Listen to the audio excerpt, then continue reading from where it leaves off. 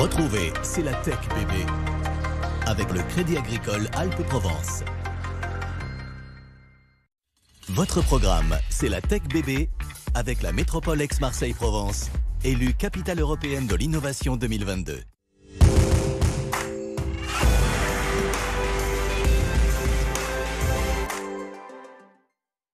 Bonjour à tous et bienvenue dans C'est la Tech bébé. Aujourd'hui, gros plan sur la décarbonation. Nous verrons avec Mathieu Sommeck, le vice-président de la French Tech Aix-Marseille, que la tech est un outil pour aider les entreprises et les secteurs d'activité à mesurer, mais aussi à alléger leur bilan carbone. Coup de projecteur également dans cette émission sur Flying Sequoia. Son ambition, réduire l'empreinte carbone du secteur audiovisuel qui porte à lui seul, figurez-vous, 1,2% des émissions de gaz à effet de serre. Et puis, nous découvrirons Decarbonize. L'entreprise bruxelloise s'est implantée chez nous à Marseille pour accompagner le secteur industriel qui est en pleine transition. Il y a quelques jours, dans le cadre du débat parlementaire sur le budget 2025, le gouvernement a décidé d'allouer une somme d'1,6 milliard d'euros pour aider l'industrie à baisser ses émissions de CO2. Le ministre de l'économie était même en visite mi-novembre sur le site de Foss pour évoquer ce sujet. Il faut dire que c'est le deuxième site le plus émetteur, juste après celui de Dunkerque. Ça explique pourquoi, Mathieu, on est obligé d'agir. Exactement, on doit agir. Aujourd'hui, on calcule en 2023 que les émissions de gaz à effet de serre des unités résidentes françaises s'élevaient à 403 millions de tonnes équivalentes CO2. Ça fait 5,9 tonnes par personne. Alors qu'en fait, l'empreinte carbone de la France s'élevait à 644 millions de tonnes, soit 9,4 tonnes par personne. Donc la contribution de ces entreprises est très importante. Et depuis le 1er janvier 2023, il faut réaliser un BEGES.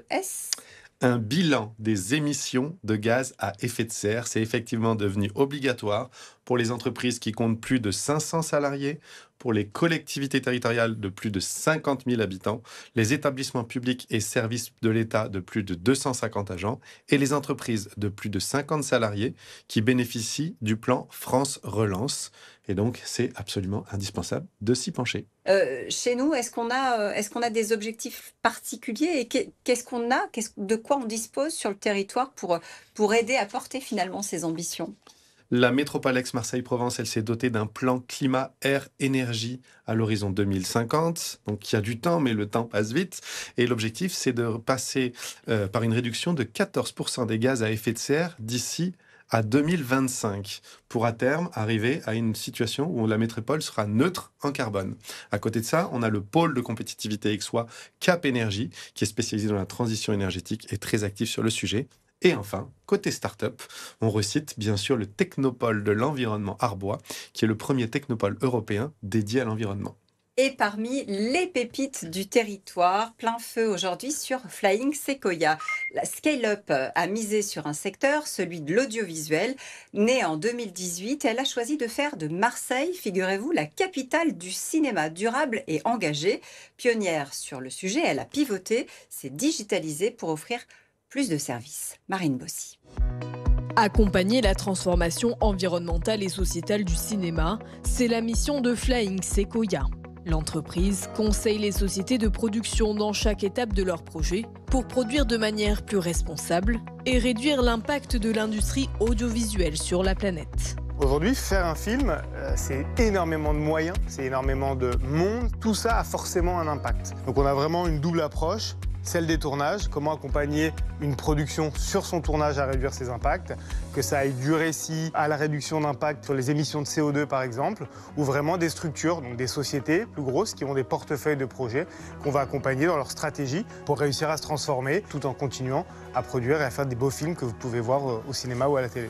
Pour rendre plus accessibles les démarches, Flying Sequoia a mis son expertise au service d'une plateforme qui sortira en janvier 2025. 3 parcours utilisateurs permettront aux acteurs de l'industrie culturelle de trouver de nouvelles alternatives ou partenaires engagés. Chaque investissement dans la culture doit avoir un impact positif sur le monde. Soit ça va être une solution typiquement d'alternative verte, par exemple remplacer les groupes électrogènes par une solution avec des panneaux solaires. Automatiquement, la plateforme va procéder à une mise en relation entre les besoins de la démarche, par exemple accéder à des repas végétariens, et des traders situés à proximité du tournage. Parmi ses ambitions, Flying Sequoia compte déjà de nombreux partenaires pertinents pour faire de Marseille le futur du cinéma durable et engagé.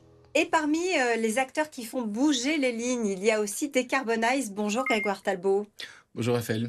Bonjour Mathieu. Merci d'être avec nous. Votre entreprise est née à Bruxelles et vous avez développé des logiciels pour aider les entreprises à se décarboner. Cette mesure de l'empreinte carbone, vous êtes nombreux aujourd'hui à la faire. Qu'est-ce que vous apportez de plus avec Decarbonize ? Notre approche, c'est de dire on peut aujourd'hui, grâce à la technologie, grâce à l'intelligence artificielle, de mesurer un bilan carbone en quelques heures. Donc pour une société simple qui veut commencer, en 3 heures, elle peut avoir accès à son bilan carbone. Ensuite, ce qui est important pour cette société, c'est de se positionner par rapport à des benchmarks, par rapport aux autres.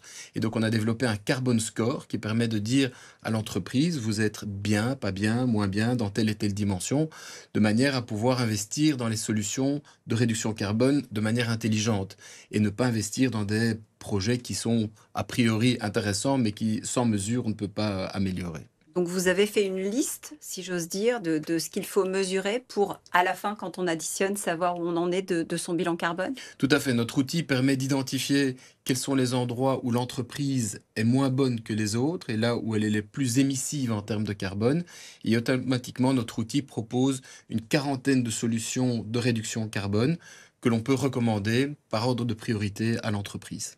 Comment fonctionne la solution ? Comment elle va chercher les bonnes informations dans l'entreprise ? Tu nous as parlé d'intelligence artificielle. Pour qu'elle soit efficace, il faut qu'elle ait les bonnes données. Comment ça se passe, ce travail de connexion au début ? Alors la première chose qu'on fait, c'est définir le flux d'activité du client. Donc pour les gros clients, pour les petits clients, on a un questionnaire qui est standard, qui permet de faire le bilan carbone en 3 heures. Pour un gros client industriel, on va d'abord faire un flux d'activité, on va décortiquer toute sa value chain au niveau de l'entreprise, et puis on va collecter les données dans leur système pour les intégrer dans notre outil et les transformer en équivalent CO2 avec des facteurs d'émission. Et dans notre outil, on a plus de 16 000 facteurs d'émission différents. Donc, en général, on arrive à répondre à la question. Il y a une innovation et qui fait aussi toute la différence, c'est le scan. Oui. Alors, le scan est un outil qu'on a développé après notre outil expert, qui est notre outil qui est utilisé par les grandes sociétés industrielles comme Alstom ou Aperam. Ensuite, on a décliné une version light sur base de 40 questions qui reprend toutes les dimensions les plus utilisées dans les bilans carbone de nos clients et même d'autres entreprises. Vous m'avez dit, Grégoire, c'est parfois un peu le Far West parce que comme les certifications, les labels sont multiples sur ces questions de décarbonation, on s'y perd un peu parfois quand on est entrepreneur ou quand on est même artisan. Comment on fait en attendant que toute la réglementation se mette véritablement en place pour ne pas s'y perdre ? L'émission carbone est la même partout dans le monde. Donc brûler 1 litre de gasoil à New York, à Dubaï ou à Marseille, c'est la même chose. Ça émet autant de CO2. Et là, la science est totalement d'accord sur les facteurs d'émission. Donc ça, c'est le plus important. Par contre, après, il y a une régionalité législative ou des labels qui diffèrent sur la manière de faire le reporting. Notre outil de base mesure de manière universelle. Par contre, le reporting s'adapte en fonction de la législation. Pour l'instant, on est au Canada en train d'adapter pour la législation de Montréal. Il y a une manière de reporter qui est parfois différente. Et donc, l'outil permet de suivre les progrès réalisés par l'entreprise au fur et à mesure qu'elle met en œuvre des solutions qui sont recommandées par l'outil. Absolument. Donc, on mesure, ensuite on propose des solutions et puis on fait le suivi de mesures d'impact. Et on peut même faire des scénarios, des simulations pour voir si est-ce qu'il vaut mieux mettre 200 panneaux solaires ou 500 panneaux solaires par rapport à transférer des voitures ou faire de l'isolation.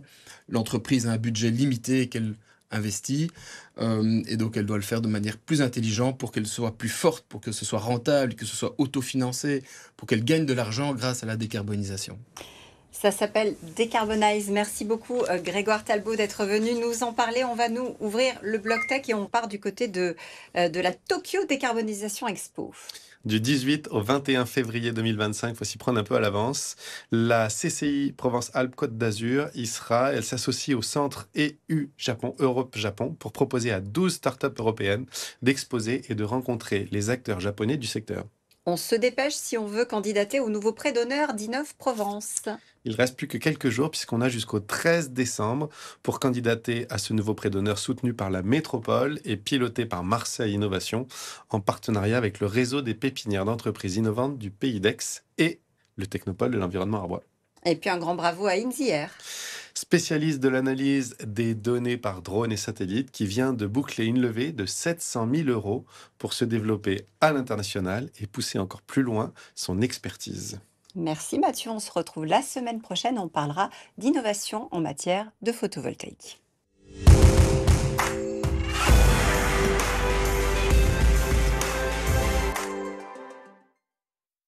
C'était votre programme, c'est la Tech Bébé, avec la métropole Aix-Marseille-Provence, le territoire de la diversité innovante. C'était C'est la Tech Bébé, avec le Crédit Agricole Alpes-Provence.